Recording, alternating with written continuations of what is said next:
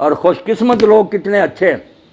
ایک جنازہ ہو گیا، اللہ کے رسول تشریف لے گئے، ابھی لحد تیار ہونے میں دیر تھی، حضور بیٹھ گئے اور آپ نے لمبا خطبہ دیا. کسی دن وہ بھی بیان کروں گا. برائے ابن عازم رضی اللہ عنہ فرماتے حضور نے فرمایا جب موت کا وقت آتا ہے اس وقت فرشتوں کی ایک پوری گارد آتی ہے. عام لوگ سمجھتے ہیں ایک ہی ملک الموت ہے روحیں قبض کرتا.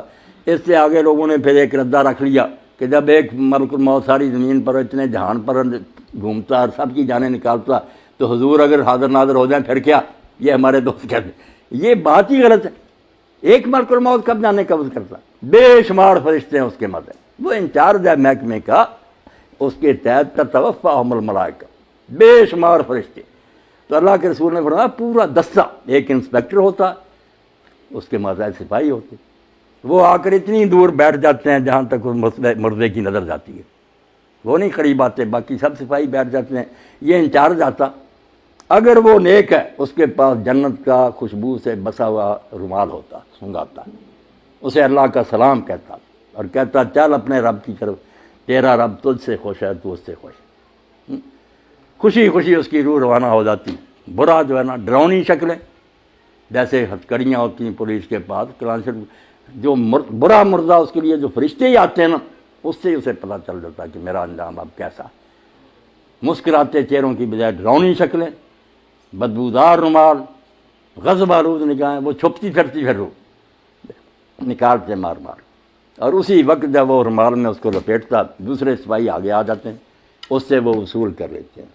نیک روح تو لے کر جاتے ہیں.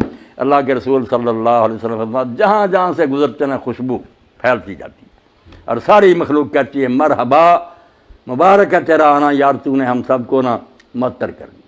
اور اگر برا تو بدبودار رومال، بدبو پھیلتی اور سارا جہان لعنت کرتا کہ تو کیسی منحوس روح ہے، ہمارا دماغ ہی خراب کر دیا. آسمانوں پر جاتے ہیں، پھر وہاں اجازت مانگتے ہیں کہ دروازہ کھولا جائے، کھولتے جاتے ہیں نیک کے لیے. 7 آسمان پر کے اللہ کی عدالت میں لے جاتے ہیں. حکم ہوتا ہے کہ اس کا سارا جو ہے نا اندراج وہ علیین میں کر دو.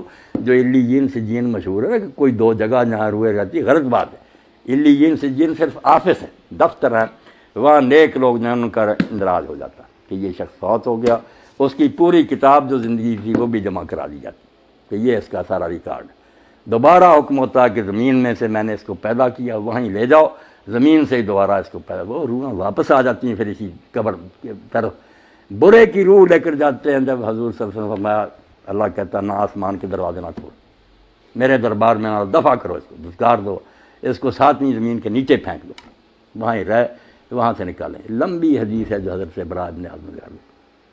نیک لوگوں کی روحیں خوشی میں ہوتی ہیں، کیسی پاک زندگی ان کی. حدیث پاک میں آتا ہے سنن ابن ماجہ کہ جب اس کو فرشتے آ کر حساب کے لیے کہتے ہیں نا کہ جواب دو ان سوالوں کا، تو منظر دکھایا جاتا ہے سورج غروب ہونے کا.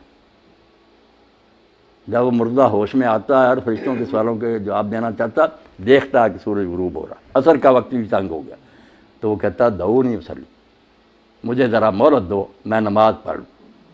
وہ کہتے ہیں اللہ یار تو اسے کیا حساب لینا جس کو اس وقت کی نمازی یاد. مگر یہ حال ان کا ہی ہے نا جو زندگی میں نمازی رہے، جن کو یہاں کبھی خیال ہی نہیں آیا کہ نماز نامی شاید بھی مسلمان کا کوئی کام ہے، انہوں نے وہاں نماز کو کیا یاد کرنا. یہ سچا مومن اس وقت کہتا ہے دیکھتے ہوئے کہ سورج جا رہا، وہ کہتا ہے یار سوالوں کے جواب دوں گا میں، پہلے مجھے نماز پڑھ. بڑا خوش ہوتے ہیں.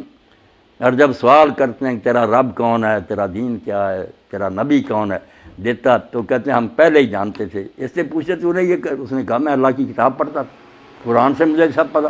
تو کہتے ہیں ہمیں تیرے بارے میں یہی توقع، سو جا، جیسے دلہن آرام سے سوتی ہے.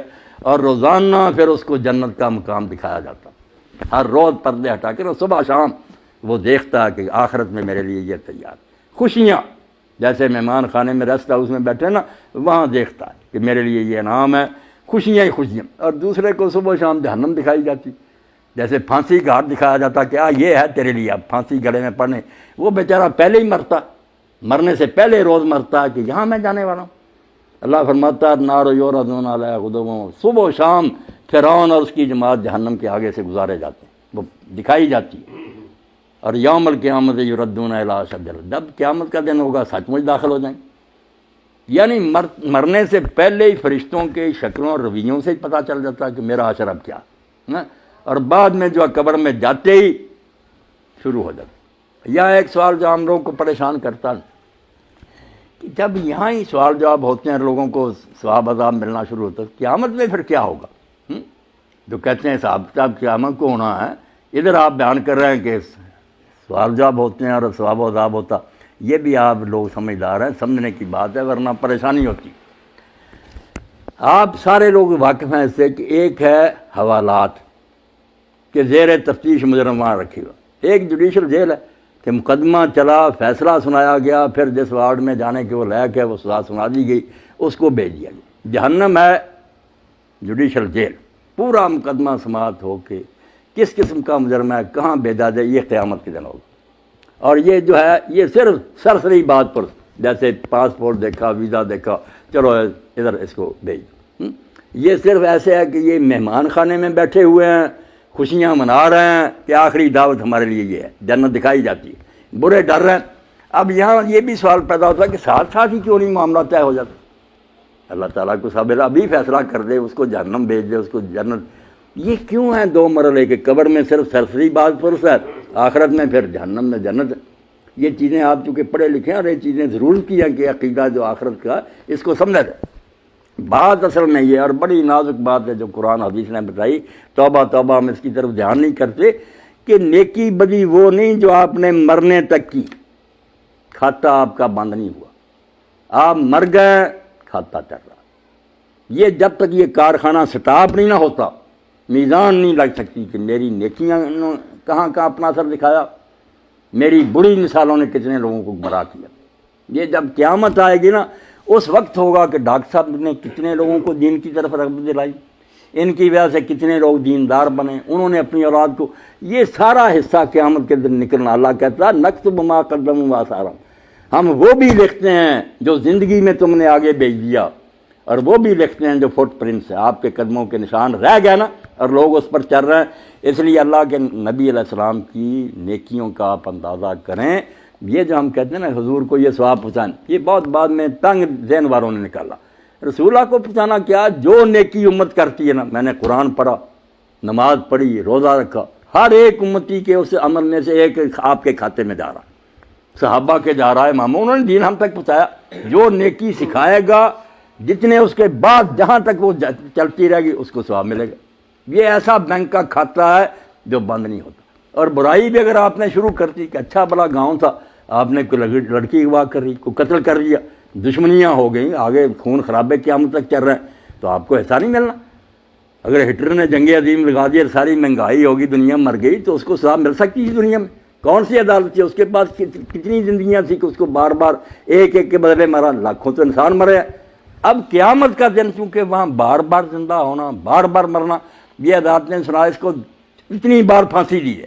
یہ بیچارے کہتے ہیں قانون کے مطابق اس کو دینی تو چاہیے مگر دے نہیں سکتے، وہاں سچ مچ دی جائے گی۔